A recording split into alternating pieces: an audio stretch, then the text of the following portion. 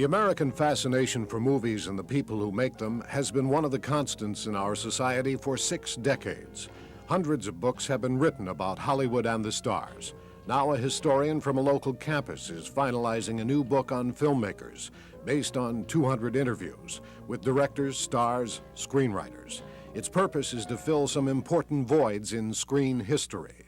My approach really changed from what I envisioned it to be in the beginning. I was going to measure the impact of movies on the population at large. I wanted to see what these people were like, what ideas they had about developments in the movie industry, which is, after all, a very important part of our industrial makeup in this country. I was interested in their views on politics, on publicity, on the Hollywood scene, the ambience that we generally associate with Hollywood or Los Angeles. I found that these people had a lot of interesting ideas. Many of them didn't, of course. Many of them were all sugar and fluff and maybe a little bit of spice thrown in too. But an awful lot of them, when you actually got them rested and were willing to take the time, they actually had some very, very interesting points to make and contributions to make. Well, was there always a struggle in Hollywood over those who wanted to create art and those who wanted to make money? Always a struggle, but you know, I think it is not the struggle in Hollywood so much, it's the struggle in the minds of people like me and maybe you who look at movies and interpret them and write about them. Most of these people give lip service to art, or in the case of Louis B. Mayer and others too,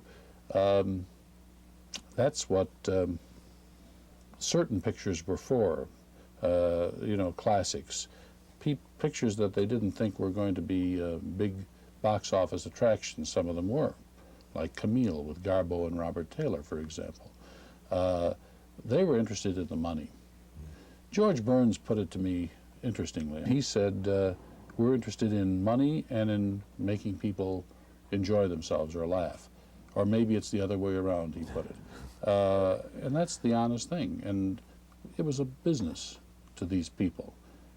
The studio heads, who were a very interesting breed, they get a bad press very often as being crass, crude, pragmatic businessmen.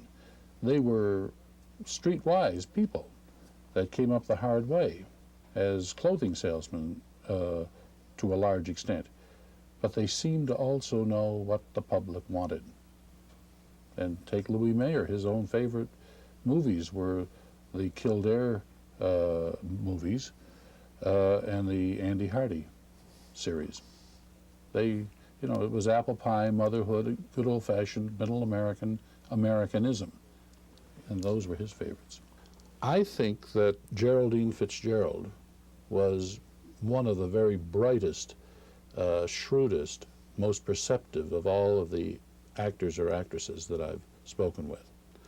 I found Olivia de Havilland and Joan Fontaine, the sisters, to be in their way that same way. I interviewed Cary Grant, albeit on the phone, and he just didn't understand why, for example, his manuscript collections, his letters, whatever, were that important. And I hope I convinced him, because I spent a good deal of time on the phone trying to convince him that he was an icon of sorts and therefore important. And a lot of these memoirs are being done in oral history collections.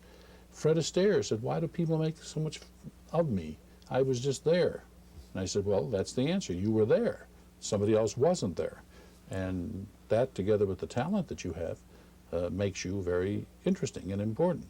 And he gave me one of the sweetest, politest, nicest interviews after that initial little chill, where he really questioned my reason for being and making such a fuss about him.